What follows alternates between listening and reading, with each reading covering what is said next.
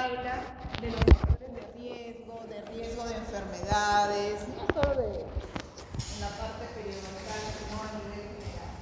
¿Por qué creen que es importante conocer si una persona o un paciente tiene riesgo a alguna enfermedad o no?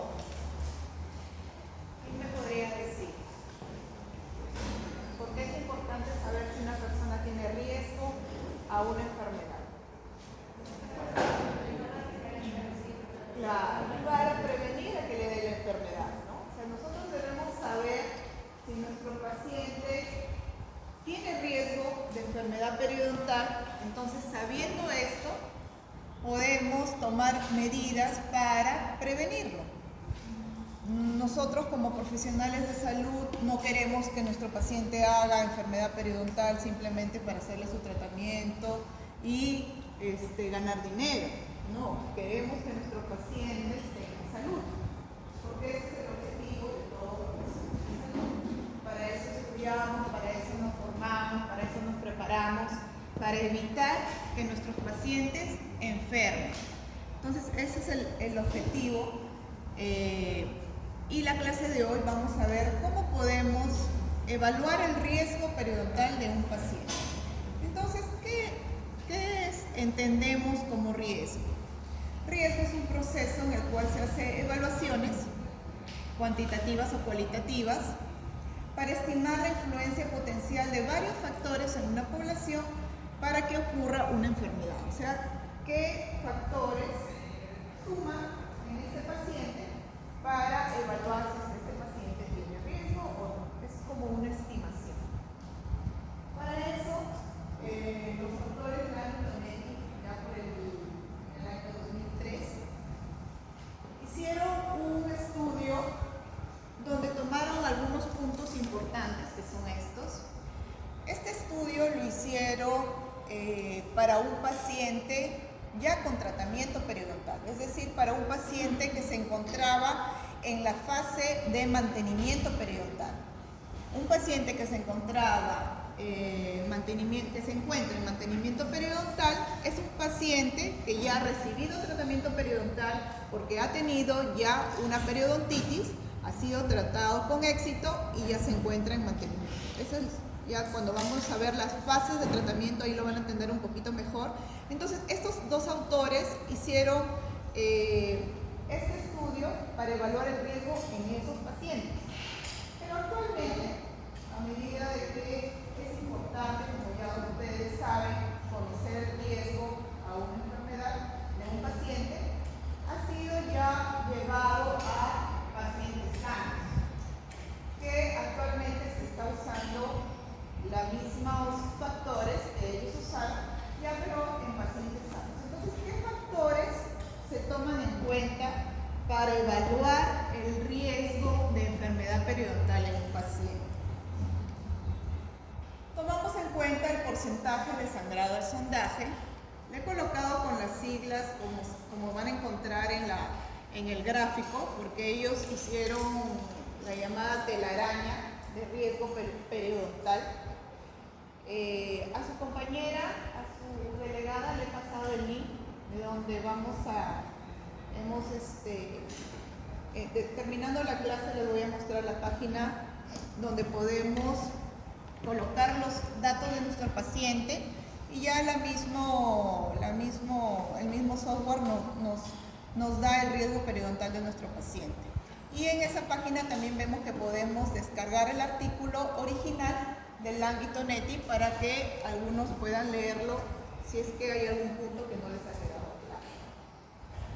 Entonces, tomamos el porcentaje de sangrado al sondaje, número de bolsas periodontales de 5 milímetros a más, número de dientes perdidos, porcentaje de pérdida ósea en relación con la edad del paciente, factores sistémicos y factores medioambientales. Cada uno de estos factores tiene una línea que tiene que ser graficada en esta telaraña. Vamos a ver factor por factor para poder entender. El primer factor, entonces, es el porcentaje de sangrado al sondaje, que ya ustedes ya lo han, la gran mayoría de ustedes que han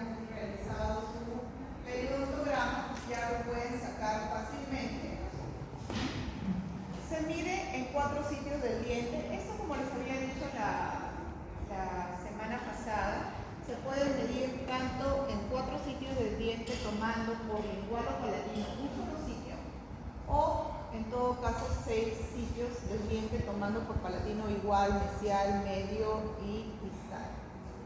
En este caso, el artículo original nos dice solo tocar 4 sitios, en bucal, mesial, medio y distal, y en lingual solo la zona media. Entonces, el porcentaje de sangrado al sondaje, tomamos los sitios positivos sobre el número total de sitios por sitio. Esto, por ejemplo, nos da un porcentaje y de acuerdo al porcentaje que nos sale, colocamos acá un puntito.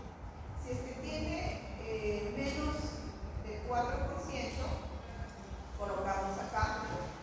Si es que tiene hasta 9, le vamos subiendo y así sucesivamente hasta llegar más del 36%. Si tiene más, ya colocamos un punto acá. Luego al final se unen todos los puntos de la telaraña para formar un polígono. Ya lo vamos a ver.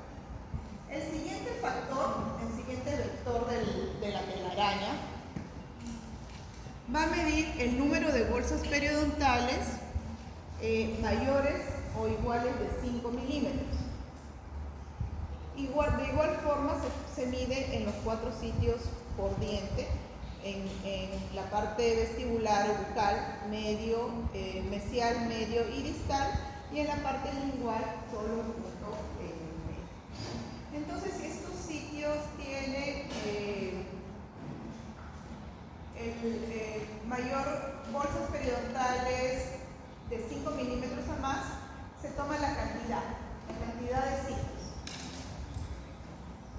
Si tiene de 2 zonas a más con bolsas periodontales de 5 milímetros, se coloca el puntito acá y así va subiendo 4, 6, 8 o si tiene de 10 a más puntos con profundidad de sondaje mayor de 5 o más. Los números de dientes perdidos se va a tomar en cuenta en este factor solo los dientes perdidos debido a enfermedad periodontal. Si es que los dientes se han perdido debido a caries, no son tomados en cuenta. Solo los dientes perdidos y se toma solo 28 dientes como referencia. Si ha perdido también las terceras molares, no se toman en cuenta, solo los 28 dientes.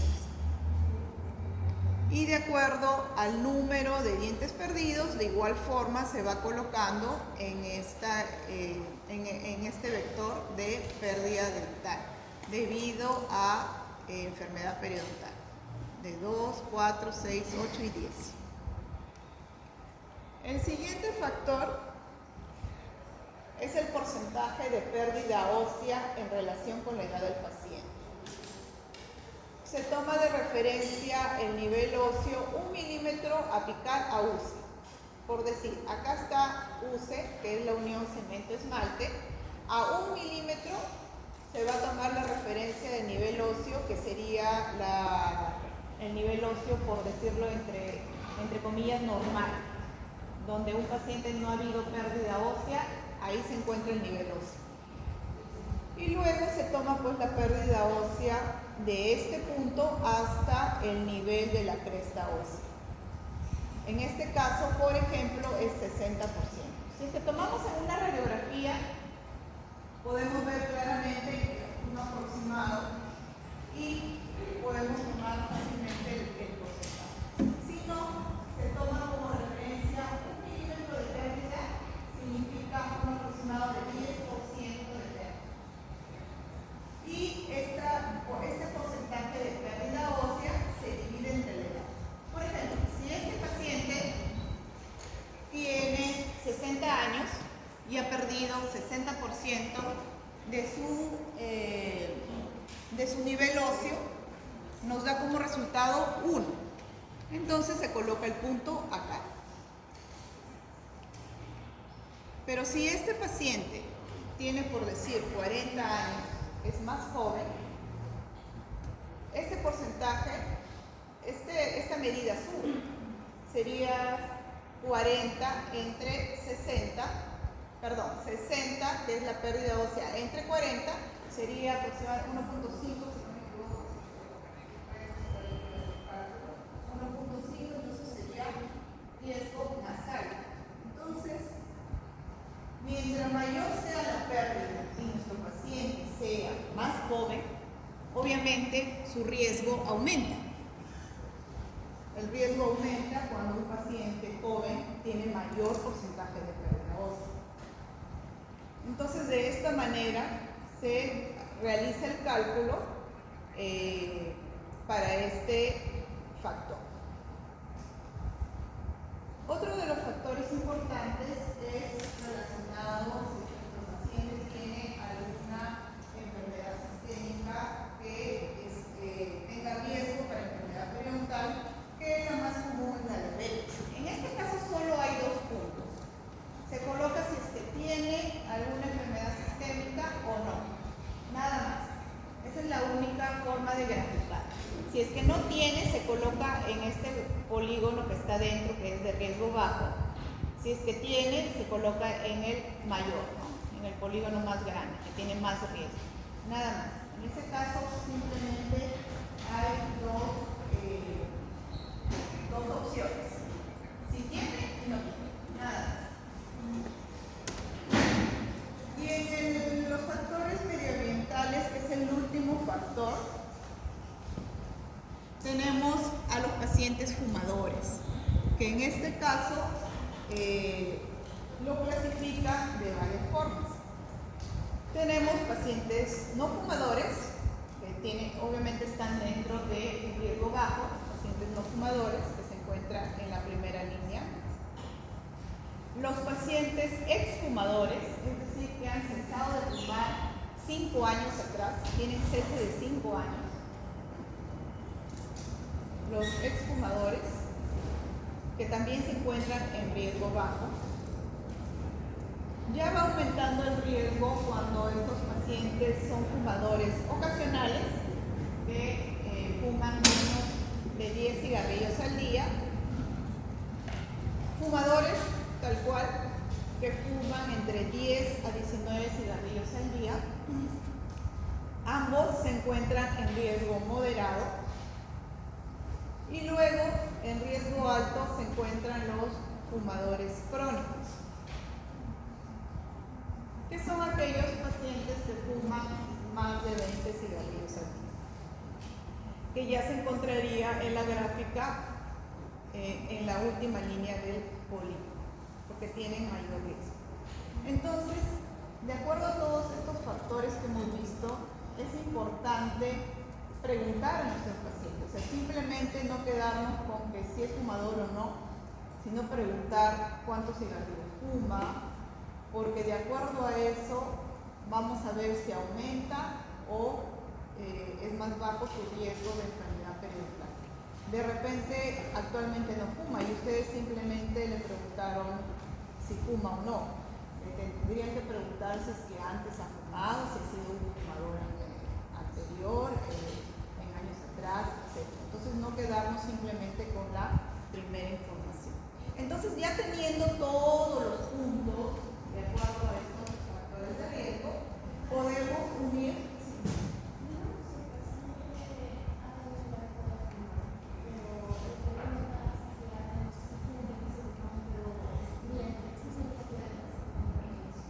Claro, cuando ya el paciente no nos dice la verdad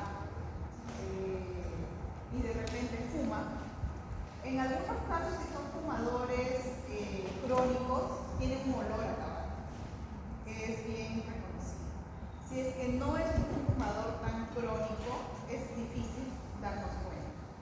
Es difícil darnos cuenta, en algunos casos tienen unas tinciones negras en los dientes, en algunos casos, pero no en todos. No podemos como que adivinar si un paciente es fumador y no nos dice. Ya tendríamos que saber llegar a nuestro paciente para que nos diga la verdad.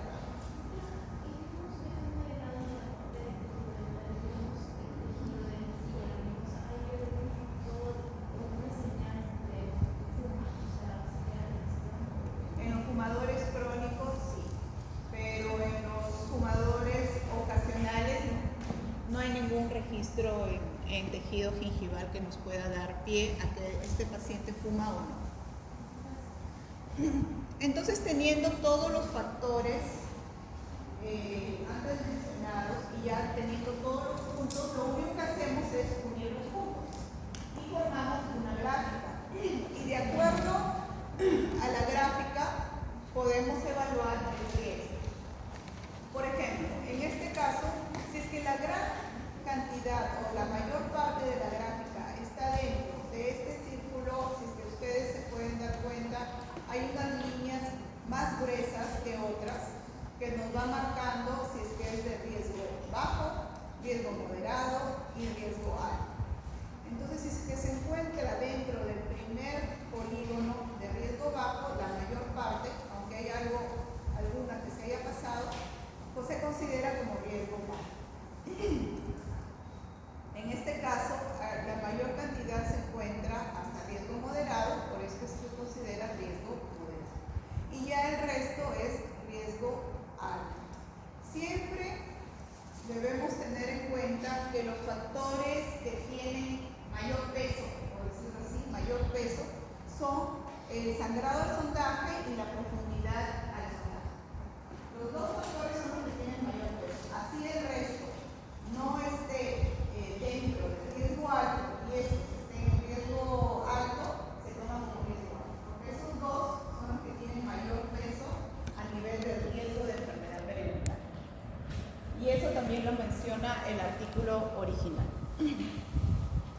Entonces, en resumen, ¿qué es lo que debemos hacer o cuál debe ser nuestra actitud con nuestros pacientes? ¿Qué debemos promover? Buenos hábitos. Ese es el resumen que he podido tener, porque debemos promover buenos hábitos en nuestros pacientes. Si es que es un paciente fumador, incluso el CEPA, la Sociedad Española de Periodoncia, hay como una guía que podemos ayudar a nuestro paciente para que deje de fumar.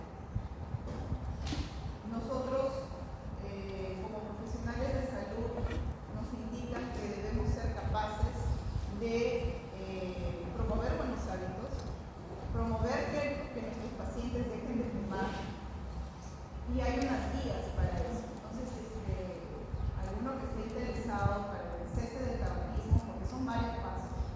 Obviamente, si es un fumador crónico, es mucho más difícil, y si es que el paciente no quiere, también es mucho más difícil. Lo primero que debemos lograr es que nuestro paciente tome conciencia de que lo que está haciendo está mal. Incluso también para un paciente diabético, si un paciente diabético no toma conciencia de que finalmente puede ocurrir otra consecuencia peor, no solo en sus dientes. En el paciente diabético es más fácil porque un paciente diabético pues, puede terminar en la amputación de algún miembro, etc. ¿no? Entonces, en pacientes que fuman es un poquito más difícil porque no ven como que una consecuencia tan real. Entonces, si es que es un paciente con enfermedad periodontal fuma, nuestro tratamiento periodontal que le vamos a hacer a esos pacientes no va a funcionar. ¿Por qué? Porque la cicatrización es más lenta, no vamos a lograr que nuevamente se vuelva a adherir ese tejido gingival a la superficie dental. Entonces es un poquito más complicado. Les voy a mostrar el link que les pasé a su delegada para que puedan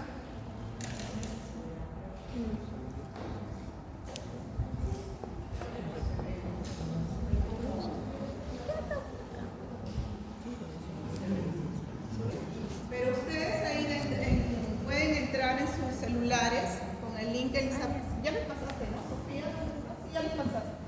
Pueden entrar en sus celulares y ahí debajo está descargar artículo. Pueden descargar ahí el artículo original, que no lo puedo mostrar, no sé por qué no se ve la presentación cuando no se coloca como PowerPoint. Pero debajo de todo dice download artículo. Ahí se puede descargar el artículo original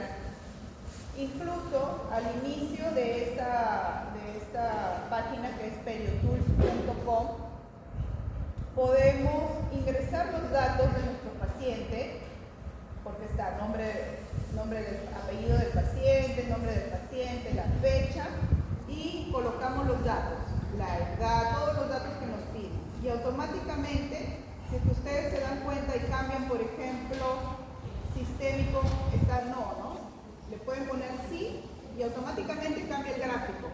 No sé si lo están haciendo, sí, ¿no? Automáticamente cambia el gráfico y ustedes este gráfico lo pueden imprimir, lo pueden mostrar a su paciente y decirle, explicarle los puntos de riesgo, explicarle de que están en riesgo, etc. Entonces es un